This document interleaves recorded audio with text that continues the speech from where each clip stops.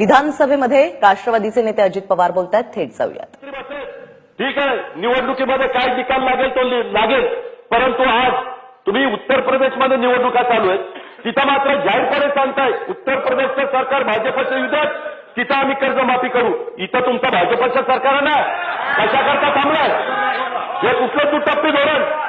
जर इथं भारतीय जनता पक्षाचं सरकार आहे, सरकार असताना आमची मागणी आहे, इथं तुरीचे भाव पडलेत, तिथं तूर भरायला बारदाना तिथं शिल्लक नाहीये, कुणाचं बारदाना घ्यायला लक्ष नाहीये, कांद्याचे भाव त्या ठिकाणी पडलेले, ऊसाची वाटोळं चाललेलं, सोयाबीनच्या संदर्भामध्ये कुणी त्याला वाली राहिलेलं नाही, त्याच्यामध्ये फळबागांना कुणी वाली राहिला नाही.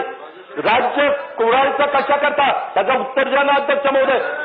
आणि मागणी काय आमची चुकीची आहे का? प्रत्येक वेळेस मुख्यमंत्र्यांनी सांगायचं योग्य वेळ, आणि योग्य वेळ म्हणजे काय? सगळे शेतकरी वर गेल्यावर योग्य वेळ येणार आहे का काय तुमचे? ही कुठली पद्धत? योग्य वेळ, योग्य वेळ.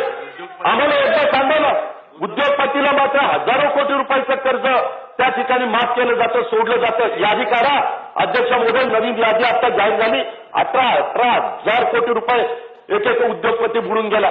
तो विजय मल्ल्या 9,000 कोटी रुपये घेऊन लंडनमध्ये मजा मारतोय, ते यांना कळत नाही. आणि आमच्या करोडो शेतकऱ्यांना तिथं कर्जमाफी देण्याच्या करता टाळाटाळ करतात. हे कसलं सरकार आहे अध्यक्ष महोदय? आणि अध्यक्ष महोदय, आज काँग्रेस मागणी करताय, राष्ट्रवादी मागणी करताय, शिवसेनेची मागणी आहे. 150 पेक्षा जास्त आमदारांची निवडून आलेल्यांची जर मागणी आहे लोकशाहीमध्ये, शेवटी बहुमताचा तर आदर केला पाहिजे. आज 150चं ऐकत नाही, अल्पमतातलं सरकार चाललेलं अध्यक्ष महोदय, त्या पद्धतीनं कसं काय चालणार आहे? आणि तुम्ही स्वतः अध्यक्ष आहात, तुम्ही तरी न्याय द्या.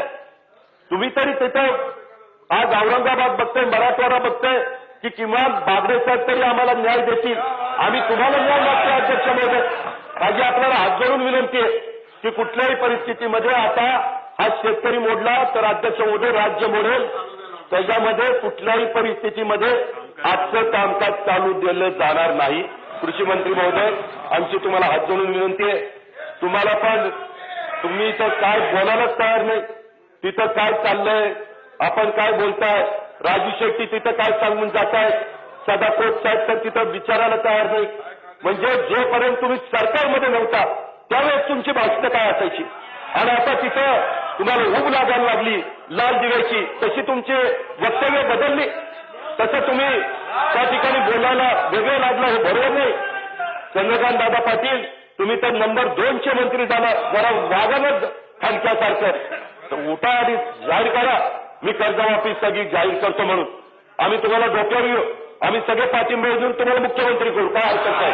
चला, एवढा सगळा खर्च बाहेर चाललाय, तो खर्च करताय, तो त्यापेक्षा शेतकऱ्याला द्या ना.